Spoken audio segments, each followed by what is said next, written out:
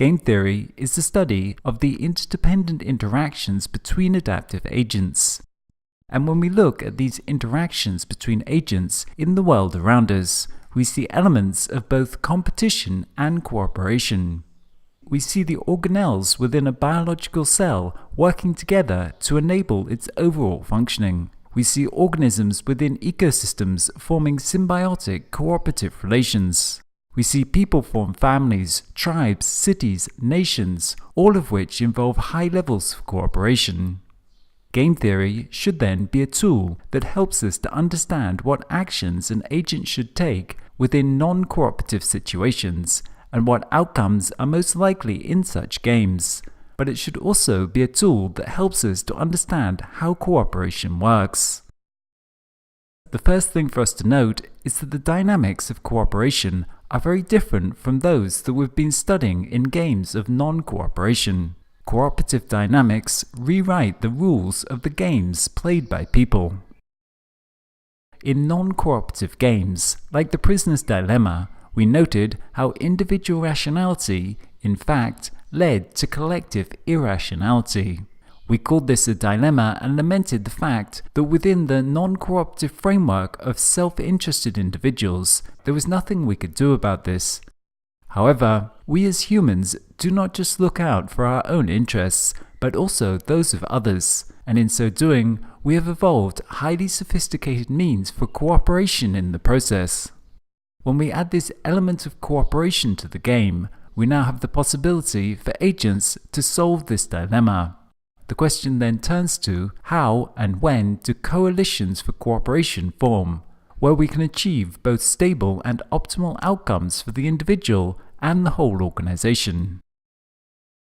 With non-cooperative games, we are solely focused on the payoffs to the individuals and searching for stable equilibrium solutions. Cooperative game theory, however, adds an extra dimension to this in that we now have to think about the payoff to the whole organization. In such a case, we cannot simply look at the actions of the individuals and their payoffs, but we have to also look at the positive or negative externalities that these actions may have on the whole system. Cooperation is a process by which the components of a system work together to achieve the global properties. In other words, individual components that appear independent work together to create a complex whole, a system that is greater than the sum of its parts. Virtually all of human civilization is a product of our capacity to work cooperatively. Indeed, the complex systems that surround us, like our global economy and technologies like jumbo jets, are testimony to our extraordinary capacity for cooperation. In most animal groups, and even our closest relatives in the primate group, competition is the norm, and cooperation occurs largely only among kin, who have common genes and so have a biological incentive to do so, or else among a few individuals who cooperate reciprocally. But humans cooperate with each other in very large groups in a multiplicity of ways. People risk their lives in war for their countrymen, and we often make sure that our less fortunate compatriots have enough food and medical care to survive. On a daily basis, we obey all kinds of pro-social norms, and when we do breach some pro-social norm, like not doing our part in a collective enterprise, we experience guilt or shame. In general, we are highly sensitive to cooperative social behavior. Human evolved capacity for cooperation is a cultural one that distinguishes us from other creatures who we may share up to 98% of our genes in common with. A large-scale study has recently provided some foundations to this hypothesis. Researchers compared 2-year-old children to their nearest primate relatives, chimpanzees and orangutans. They were all given 16 different tasks grouped into 2 overall categories. One concerning an understanding of the physical world, the other an understanding of the social world. The physical tests were related to space, quantity and causality, and the social tests concerned capacities for social imitation, communications and intention reading.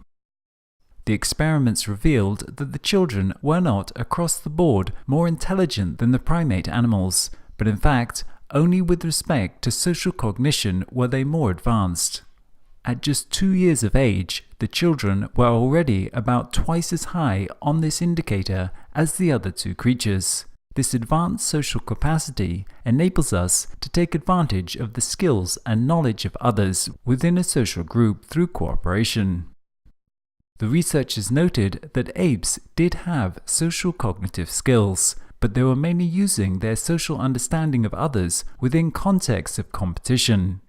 From this, the researchers proposed that on top of great ape skills for social cognition, humans had evolved additional social cognitive capabilities for dynamics of cooperation, which involve greater complexity, but which can ultimately be seen as the foundations to advanced forms of civilization.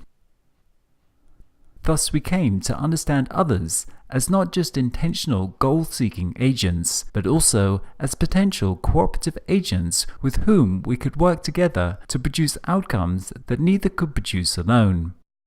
This cognitive capacity, along with communications, enabled us to create the ever more complex social and cultural institutions for cooperation that today form the foundations of our advanced systems of socio-economic coordination. The researchers claimed that this distinction between apes and humans can be identified even in the earliest human economies, noting how apes are individual foragers, where they will travel in small groups until they find a food source, like a fig tree, and then run up and grab the food separately without collaboratively producing it or sharing it amongst them. Humans, however, are collaborative foragers, meaning that most traditional forager groups derive most of their daily nutrition from collaborative activities in different forms, such as hunting. This is not to say that advanced forms of cooperation do not happen within other creatures. We just have to look at ant or bee colonies to see sophisticated coordination. However, these creatures have nowhere near the kind of individual cognitive capacities that apes and humans do, and thus we do not get the same kind of complex dynamic between the individual and the group that is at the heart of human social systems and the study of cooperation. Dynamics of cooperation require more cognitive capabilities on the behalf of the individual because they are greatly more complex in nature than non-cooperative situations, whereas non-cooperative dynamics are governed solely by the self-interest of the agents. Cooperation involves a new level of organization, that of the group, and a complex dynamic between the individual and the overall group. This central dynamic within cooperation is captured in what we call the social dilemma. Social dilemmas are characterized by two properties. The social payoff to each individual for defective behavior is higher than the payoff for cooperative behavior, regardless of what the other members in the group do. Yet all individuals in the society receive a lower payoff if all defect than if all cooperate. It is a situation where individual rational behavior leads to a situation where everyone is worse off. Social dilemmas are of interest to many because they reveal the core tension between the individual and the group that is engendered in situations of cooperation. At their core, social dilemmas are situations in which self-interest is at odds with collective interests, and they describe the essence of situations of interdependence between adaptive agents, from resource management to relationship development to international politics, public goods provision, and business management. In the next section, we'll zoom in to look more closely at the workings of this social dilemma.